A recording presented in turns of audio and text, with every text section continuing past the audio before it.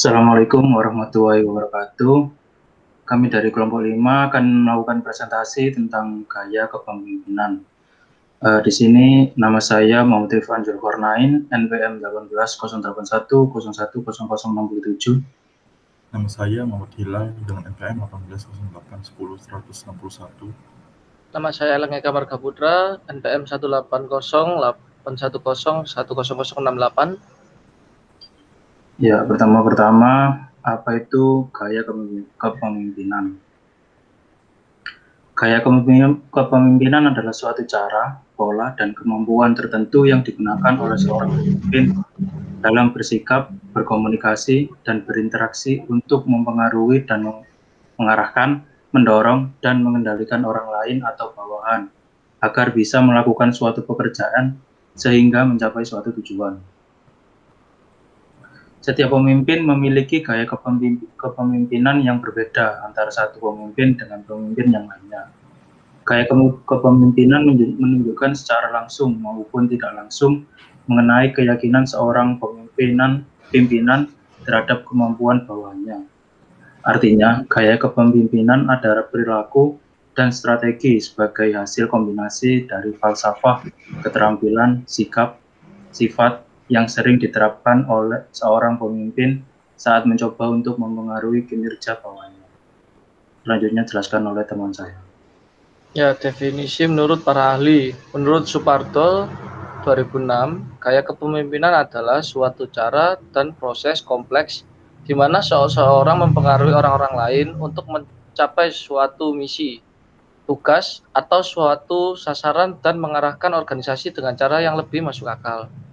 Menurut Kartono 2008, gaya kepemimpinan adalah sifat, kebiasaan, temperamen, watak, dan kepribadian yang membedakan seorang pemimpin dalam berinteraksi dengan orang lain. Menurut Toha 2010, gaya kepemimpinan merupakan norma perilaku yang digunakan oleh seseorang pada saat orang tersebut mencoba mempengaruhi perilaku orang lain atau bawahan. Menurut Hasibuan 2013, gaya kepemimpinan adalah suatu cara pemimpin untuk mempengaruhi bawahannya agar mau bekerja sama dan bekerja secara produktif untuk mencapai tujuan organisasi. Menurut Rifai 2014, gaya kepemimpinan adalah sekumpulan ciri yang digunakan pimpinan untuk memengaruhi bawahan agar sasaran organisasi tercapai, atau dapat pula dikatakan bahwa gaya kepemimpinan adalah pola, perilaku, dan strategi yang disukai dan sering diterapkan oleh seorang pemimpin. Selanjutnya dijelaskan oleh Mas Hilal. Selanjutnya adalah indikator gaya kepemimpinan. Menurut Kartono 2008, gaya kepemimpinan seseorang dapat dilihat dan dinilai dari beberapa indikator. Kemampuan mengambil keputusan. Pengambilan keputusan adalah suatu pendekatan yang sistematis terhadap hakikat alternatif dan dihadapi dan mengambil tindakan yang menurut perhitungan merupakan tindakan yang paling tepat. Kedua, kemampuan mengendalikan emosional. Kemampuan mengendalikan emosional adalah hal yang sangat penting bagi keberhasilan hidup kita. Semakin baik kemampuan kita untuk mengendalikan emosi, semakin mudah kita akan meraih kebahagiaan.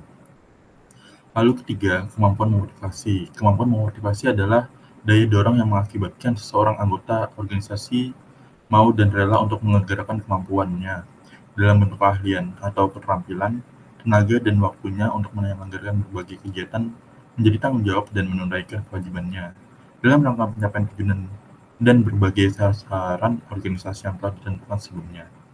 Keempat, kemampuan komunikasi. Kemampuan komunikasi adalah kecakapan atau kesanggupan penyampaian pesan, gagasan, atau pikiran kepada orang lain dengan tujuan orang lain tersebut memahami apa yang dimaksudkan dengan baik, secara langsung, lisan, atau tidak langsung.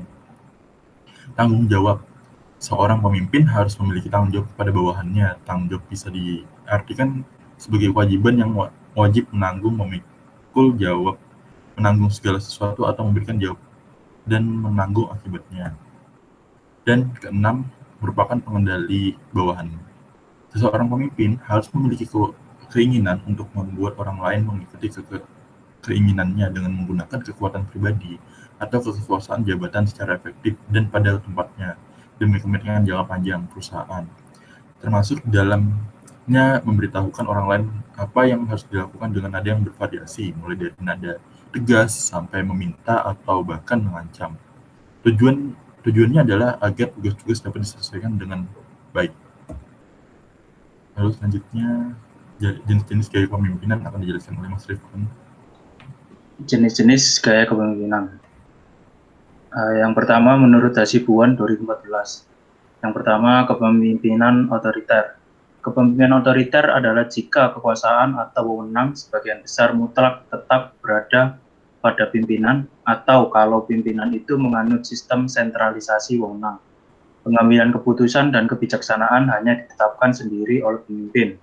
Bawahan tidak diikutsertakan untuk memberikan saran, ide, dan pertimbangan dalam proses pengambilan keputusan. Ya, di sini contoh kepemimpinan otoriter adalah Adolf Hitler. Lalu kepemimpinan partisipasi. Kepemimpinan partisipasi adalah apabila dalam kepemimpinannya dilakukan dengan cara persuasif, menciptakan kerjasama yang serasi, menumbuhkan loyalitas, dan partisipasi para bawahan. Pemimpin memotivasi bawahan agar merasa ikut memiliki perusahaan.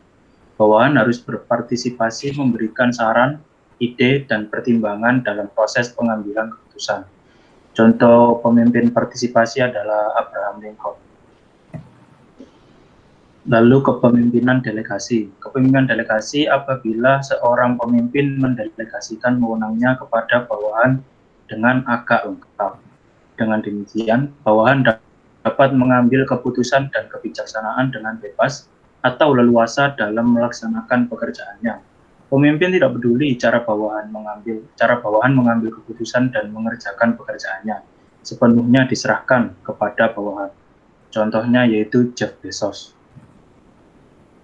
Lalu menurut Sutikno 2014, yang pertama tipe otokratis. Tipe otokratis menganggap bahwa kepemimpinan adalah hak pribadinya, dalam kurung pemimpin, sehingga ia tidak perlu berkonsultasi dengan orang lain dan tidak boleh ada orang lain yang turut campur. Seorang pemimpin otokratis akan menunjukkan sikap yang menonjolkan keakuannya dan selalu mengabaikan peranan bawahan dalam proses pengambilan keputusan, tidak mau menerima saran dan pandangan bawahannya. Contohnya yaitu Napoleon Bonaparte. Selanjutnya akan dijelaskan oleh teman saya. Ya, menurut Sutikno 2014, tipe kendali bebas atau laissez-faire.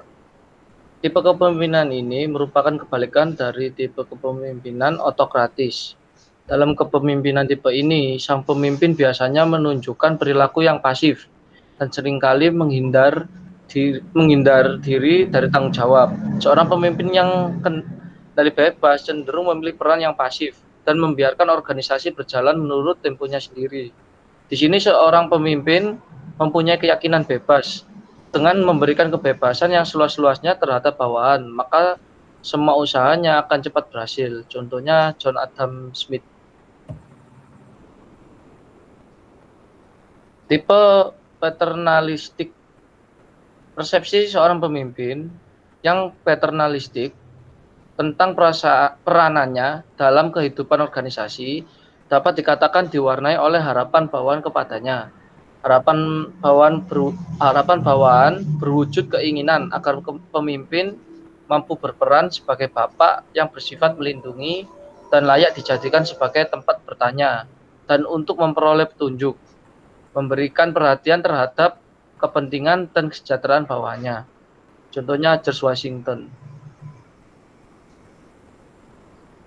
Ya, tipe karismatik. Seorang pemimpin karismatik memiliki karakter khusus, yaitu daya tariknya yang sangat memikat sehingga mampu memperoleh pengikut yang sangat besar. Dan para pengikutnya tidak selalu dapat menjelaskan secara konkret mengapa orang tersebut dikagumi. Contohnya di sini adalah I.R. Soekarno. Nah, tipe militeristik. Pemimpin yang bertipe ini ialah pemimpin dalam menggerakkan bawahannya lebih sering menggunakan sistem perintah senang bergantung kepada pangkat dan jabatan, dan senang kepada formalitas yang berlebih-lebihan, menuntut disiplin yang tinggi dan kaku dari bawahan, dan sukar menerima kritikan dari bawahnya, seperti Pak Soeharto. Ya, selanjutnya akan dijelaskan oleh teman saya. Ya, selanjutnya adalah tipe pseudo-demokratik. Tipe ini disebut juga kepemimpinan manipulatif atau semi-demokratik. Pemimpin seperti ini menjadikan demokrasi sebagai selubung untuk memperoleh kemenangan tertentu. Pemimpin yang bertipe pseudo-demokratik hanya tampak saja bersikap demokratis, padahal sebenarnya dia bersikap autokratis. Pemimpin ini menganut demokrasi semu dan lebih mengarah kepada kegiatan pemimpin yang otoriter dalam bentuk yang halus dan samar-samar.